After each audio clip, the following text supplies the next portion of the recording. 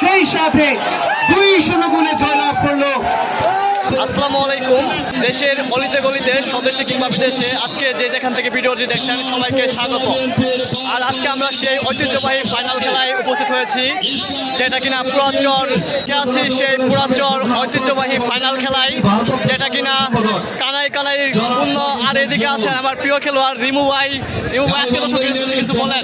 দর্শকের উদ্দেশ্যে অবশ্যই আজকে তো বিশাল একটা খেলা। হ্যাঁ, অনেক বড় খেলা, ফাইনাল হয়ে দর্শকের ভালোবাসায় ইনশাআল্লাহ শুভকামনা রইল আপনাদের জন্য। আর আমার প্রিয় ভাই গোলকিপার, যিনি কিনা দেখতেই পাচ্ছেন আপনারা আগামী ম্যাচে আমাদের কান্দাচরে সেই দারুণ খেলা উপহার দিয়েছিল। এবং কি এখানে রয়েছেন সেই নাইজেরিয়ান থেকে আগত নিগ্রু খেলোয়াড়। আমরা সবাই দেখতে পাচ্ছেন এখানে আছি মাঠের চতুর্পাশে, দর্শকের কোনো কমতি নেই। আজকের খেলার ব্যাপারই দর্শক সবাই ছবি উঠছেন একসাথে। দুর্দান্ত সেই নাইজেরিয়া থেকে আগত খেলোয়াড়রা ছবি উঠছেন। আজকের এই ম্যাচে এবার হিসেবে দায়িত্ব পালন করবেন সেই সাইদুল ইসলাম পল, যিনি কিনা আগে গত ম্যাচেও দায়িত্ব পালন করেছিলেন। সেই পল। বিসমিল্লাহির রহমানির রহিম। জাতীয় খেলা, ফুটবল খেলা, এই খেলা খুব আকর্ষণীয় খেলা। এই আকর্ষণের জন্য কত দর্শক সুন্দর পরিবেশে, দেখেন সুন্দর পরিবেশে বইতে খেলাধুলা দেখবো। আরেকটা জিনিস হলো এই খেলা আমি যতদিন খেলা চালাইছি এই খেলার কোনো কেওয়াজ হয় নাই, আর আমি আশা করি আর কেওয়াজ হবো না। আর আমি এই খেলার জন্য কত সুন্দর পরিবেশ করছি এটা আপনারা সবাই জানেন। এই আশা আমার এই জিনিসটা নিরাশ না হয়। আর একটি কথা হলো প্লেয়ার ভাইকে বলা হলো যে এই খেলোয়াড় ভাই থাকেন, কোনো গেমজেম করবেন না। গেমজেম করি আমার ক্ষতিগ্রস্তটা যেন না হয়, আর আমার গাই বান্ধাবাসীর কোনো ক্ষতিটা যেন না হয়।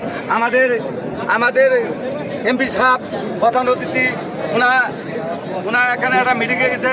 এই ওইদের কারণে আপনাদের জন্য খেলা দিচ্ছিল একটা শুন। এই খেলা এমপি সাহেব আমরা বলছে যে একটা শুন খেলা দিলে মানুষ বললে জায়গারা হবে। খেলা দেখবেন, খেলা দেখবেন। আমার কথা হলো যে ভাই খেলবেন। আর হেবারি ভাই খেলা ফাঁকা দেন। হেবারি ভাই আমার এই খেলার মাঠে খেলা চলছে, কোনো দুর্নীতি খেলা হয় নাই। আশা করি আজকের মতন আকর্ষণীয় খেলা আমরা সুন্দরভাবে পরিষ্কারভাবে কোনো ছাড় দিবেন না, সুন্দরভাবে নিয়ন্ত্রণে খেলা খেলাবেন। আর কোনো খেলাতে ইতিমধ্যে দেখতে পাচ্ছেন যে ইসলামপুর একাদশের খেলোয়াড়রা তারা অলরেডি লাইন বাই লাইন দাঁড়িয়ে গেছেন, এবং কি তাদের গণ্যমান্য ব্যক্তিরা যারা আছেন তারাও এখানে দাঁড়িয়ে গেছেন।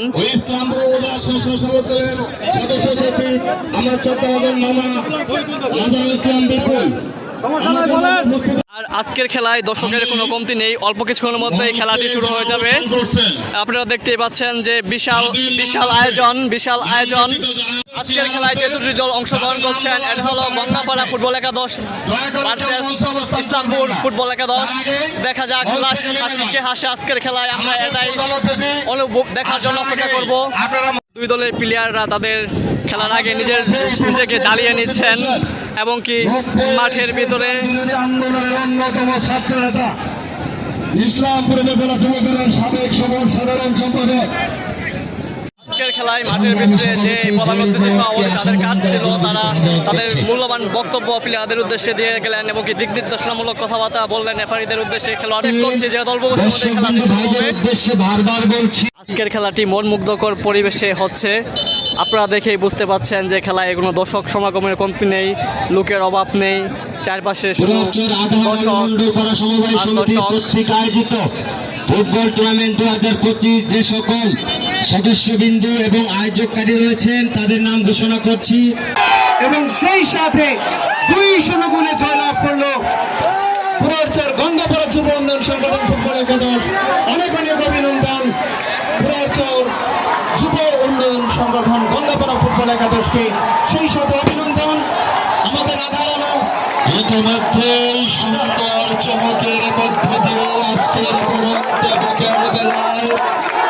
শৌখিনী লড়াই খেলোয়াড় ভাগ্যসিংহের লড়াই, একদল জিতবে আরেক দল পরাজয় হবে, সেই লক্ষ্যে আমাদের মাঝে উপস্থিত হয়েছেন আজকের প্রধান অতিথি মহাশিদা সতেরো দর্শকের মনোরঞ্জন আকর্ষণ করার জন্য প্রধান অতিথির সাথে তালে তাল মিলিয়ে একসাথে সকলে আনন্দ উল্লাস করছেন।